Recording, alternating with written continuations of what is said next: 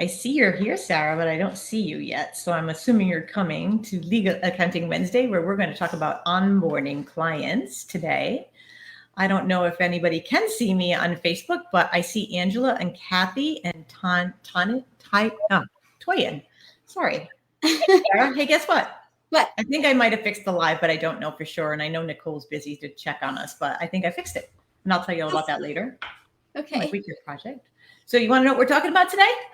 Yeah, yeah, sure. We're talking about onboarding new clients. And I know this is a topic we've touched upon before, but I think that it to be organized and do this work, I think that that's going to help you have a good relationship with your new client, right? A lot of us are starting to get some new clients. You might be getting right now the cleanup clients that turn into new clients. And I think some of the best practices, which we kind of have set up in our 17 hats and Lisio, are important. But I think do you have any tips for, I know you just got like hit cold on what the topic was because we've been so crazy busy, but we do have, I think it's good to have a checklist of some sort. So, if you've laid out your scope of work with the client and the client has accepted, I think having that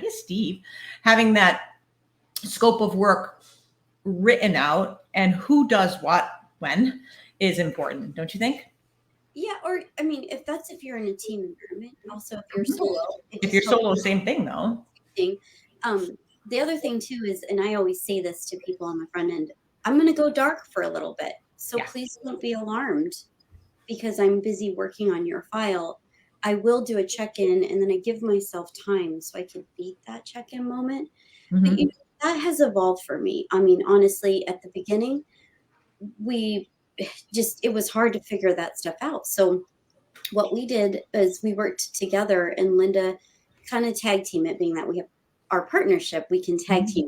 But if it's solo, maybe you just put a reminder on your calendar. Hey, just want to send a quick update. Even if it's just like, I'm through month, whatever. Absolutely being very transparent with your client as to where, if you're doing a project for sure, if you're doing project work as opposed to an ongoing client, we find what's been very successful is having that recurring message go to the client. They don't know what we're doing when we're going dark, even though we're doing a whole bunch of things and we really don't want to be bugged. They appreciate, here's what we've accomplished in your job this week. They really appreciate that you're communicating. And we've heard it many times. Here's Nina too. We've heard it many, many times from clients that they were unhappy with another person doing the work because they never talked to them. They took 2 months to do the work and never followed up with the client. And we know our clients are busy. You could even, especially if you're a solo and you're trying to do all this work, you might want to even make a video for them and just maybe do a quick, use Loom or we're using that awesome screenshot and go through and just say, here's where we're at in your file. And you just kind of take them through. Because sometimes when you're doing a cleanup job, you might be doing a brand new cleanup and you're not going to let them in the file yet. They might be working in another file and you started a new file because it was that much of a mess. And sometimes you don't want them to see. When the complaints come in like that, I mean, it's hard because you never want to say anything wrong of somebody else. I mean, it's their perception. We don't know the dialogue that's happened, but what we can do is, like Linda's saying, is change the way we present it. And then inside of that, it could be supportive of your stuff too. It's not just supportive just of them alone. It's a two-way dialogue. Maybe another idea, Linda, we've done this before. Rather than send onesie twosie questions, which can get a little peppering and annoying, you bring them together and you have like a bullet point, and you keep them on task and like, okay, I'm finding that I'm up to this stage and I have all these questions. Do you mind getting started on these? Absolutely. And if you're doing repetitive like jobs, then maybe like we have it set up.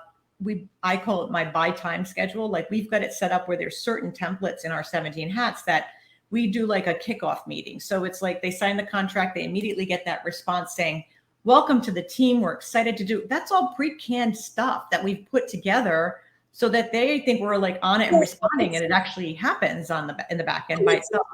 Too. It's not so much. I mean, I don't want you to minimize the hard efforts you put into that. It is tailored. I mean, it has to be, not every client is a cookie cutter. And that's, I No, think, what I that's appreciate, the fact that it's tailored pricing, it's tailored engagements.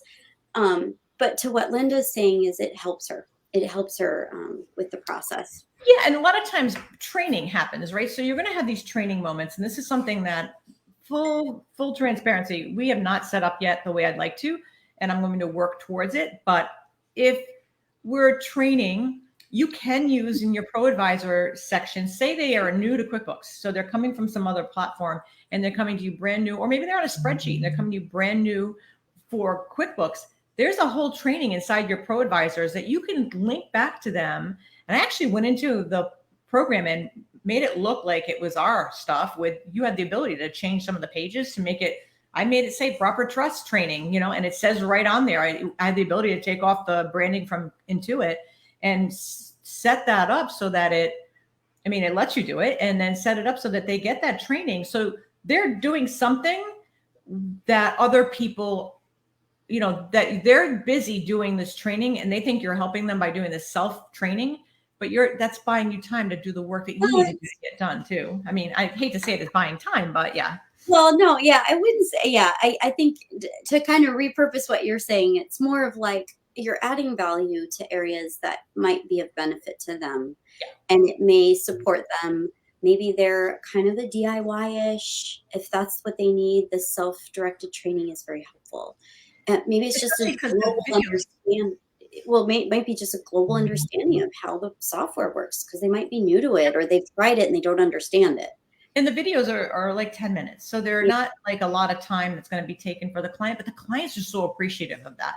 Mm-hmm. And then you can, and this is something I want to do, like start to make shorter videos to show them how to do little steps in lien law, so that they've got that. And that's something that I want to have like in a library, so that if a client starts working in it and we get them to that point, then they're able to we just refer them back to that video, and then we don't have to take the time to stop what we're doing in our day to go help them, that the video actually helps them. Because sometimes you'll train somebody one-on-one and then they forget, and then they get back to a task that maybe they're not doing every day, and then they need that help again, and it just kind of reinforces what you taught them.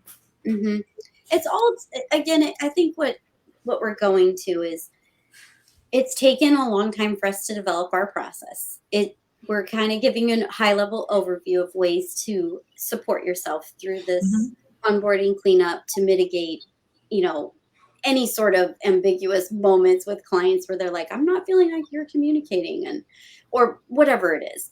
But it does take time, and it takes some forethought, and it's not one size fits all. So I think it's mostly, I love to respect that it isn't that way. I'm not a one size fits all person. I like to tailor things to what the client is, what I'm hearing there, I'm asking. And if you are able to build a process in the beginning, like Linda's saying, and she does this so well for us, and we talk about it, we refine it, build this little space in the beginning, it helps your client understand the due diligence you're doing on the work and the hard lifting you're doing to help them get, you know, good set of books, a great foundation, and so forth. So in any way you can reduce the friction in the process of the onboarding, because onboarding does require more hands-on, more time with the client, but also it's about having a relationship with the people. And I think that's what they mostly appreciate, that you have a relationship, you're not ignoring them. So when you're onboarding a company, you realize that there's people behind the company, and that initial relationship that you have with a client from the very first time they call or email you, and you actually reach out, maybe do a Zoom meeting, it's got the most impact. If you have a rocky beginning, it's hard to recover from that. So those are the things, give them that warm and fuzzy, safe feeling as you're hand holding this out. You've said a few times, which I always think it's just a brilliant thing to say. You say to them, like, we're here for you. Oh no, we're not leaving you when we're all done with this. We built your whole file. Here you go. Boom, boom. We're done with you. No, we don't do that. We are here to walk you through. We've had clients that have stayed on past our engagement a whole year because they want us to meet with them and go over the little nuances of the software. And we're more than happy. Sometimes it's accounting questions, but it makes them feel so like, oh, thank God, I don't want, because they're overwhelmed. You got to put yourself in their seat. They're very overwhelmed by what's happening in their world with a change. A change is hard. So anytime you can like mitigate that. You are them. You're a business owner. You run you're a business owner, you are them. So imagine what it feels like if you're not a marketing person or if you're not this.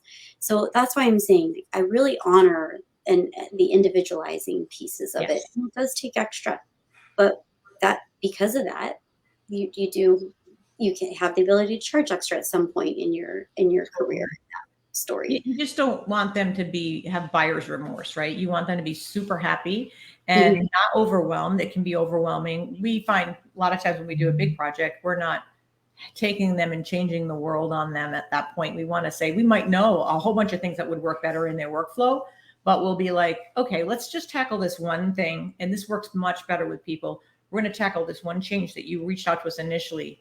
Yeah, we have other things in our back pocket, but we're not going to go there until you're ready because it's so important. And let them know, like I find personally, as we start to do these check-ins, give them a bullet pointed lists of what's happened, what's been done, what's going to happen next week. Let them know that you're very detail oriented and task oriented. When they see that, they are like, wow, look at how prepared they are. They are really on it. We did hire the right firm because what the heck, we charge a lot of money to do some of these big conversions, and rightfully so. There's a lot of work that we have to do, but let them know that, so let them know it's a professional firm. And if you're new to this, for sure, if you start to think of the big picture and just kind of narrow it down to the beginning. And that's always a great place to look. Like we said to somebody, what is your utopia? I love that word. What's your utopia? What do you want to see at the end of this? And kind of work from there. What reports are you looking for at the end of the day? And that's part of our onboarding and figuring out what they need. But for sure, it's starting the relationship early with the client and whoever your point person is, build trust with them. Share their goals, their utopia, their expectations internally so that people who aren't meeting, Sarah and I are the front of the business, but we've got a team behind us, but we need to let them know. Sometimes we'll just flat out ask when we're in the meeting with the client, can we record this so that our staff, we don't miss anything? Most people, I don't think we've ever had anybody say no to that. Well, the other thing too, Linda, I think is, and where you're going with this is it does take time and space. And the big part is what you want to present to someone and how you want them to feel. Is you think about that as yourself too. If that was you, I think that's where you're kind of going with some of this. Yes. Is just the general feeling. Onboarding, respectfully, does take a longer time sometimes. Not because you fall down on the job. It's just it might not be as a straight shot as you thought. The client said something different when you interviewed them, and then you get in the file, and we all see it. It happens all the time. How to price for that is hard to do. Mm-hmm. So, like you're saying, Linda, it's just you're learning from them what it is that they want, and then you're trying to align yourself in the process with that is the way I'm seeing it. And that's and have the check-ins with them. So we don't want to just say, okay, we just got you as a client and we're never going to meet with you. Sometimes meeting with them at critical points in the project lets them, as far as the onboarding goes, it'll help you see the picture, because what you might think they want and what they think they're getting might be two different things, and it will show itself early on, and then you're not having to go through the whole project, meeting them at the end and saying, well, that's not what I thought I was getting. You want to tie that down in the beginning. And sometimes we use terminology as accountants that we have these little acronyms that they kind of float right by the client. And being, I think building trust with the people that you're working with is important. Having that relationship, being completely transparent with them. So if there's a delay because maybe your staff came down with COVID or whatever, you need to be really open with them. Or maybe, hey, it's 1099 week. We are a little bit up against it and we had to put all hands on deck. So this week we're only going to accomplish X. And people are pretty good when you bring it up. It's better to bring it up than to have to go back and then say, oh, sorry, we didn't tell you. More information is better. Have that big plans, big picture visual for them, structure the whole onboarding and have purpose to it. I think those are the key. Yeah. Well, we did great, Sarah, and we stuck to our 15 minutes. Yay! So I hope this was helpful to everybody. This week's a great week. We have Josh Stanley from I think it's JK. I can't remember the name of the company now. Oh, Josh, I'm sorry, but I'll put a link in. He's coming to our group. We're going to talk about entity. So if anybody from the group is watching this, you have Yeah. any questions, he's a tax guy. That's his shtick. So if you want to come in, and we're going to make a post so that people can add any questions they've always wanted to ask a tax person, but they were afraid to ask because they didn't want to look like they didn't know.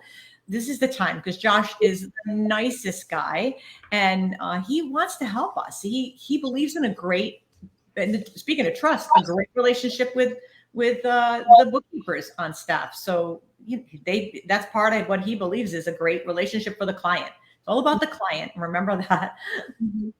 Yeah, no, I'm so looking forward, and I so appreciated that he already took notes from the last one in He did. preparation, because I had questions about equity sections and just things like that that I might know, but maybe other people don't know, or I need some more clarity on. So, Yeah, I mean, he's doing the tax returns. So if we have questions, we want our work to be great to give to the tax person so that they can process it efficiently.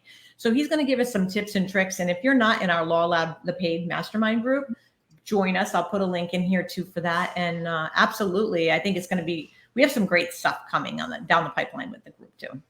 yeah. So, Well, thank you, everybody. Enjoy thank the you rest for of your day. coming. Yes, we'll see you all next week. Sounds good. Bye bye. Bye.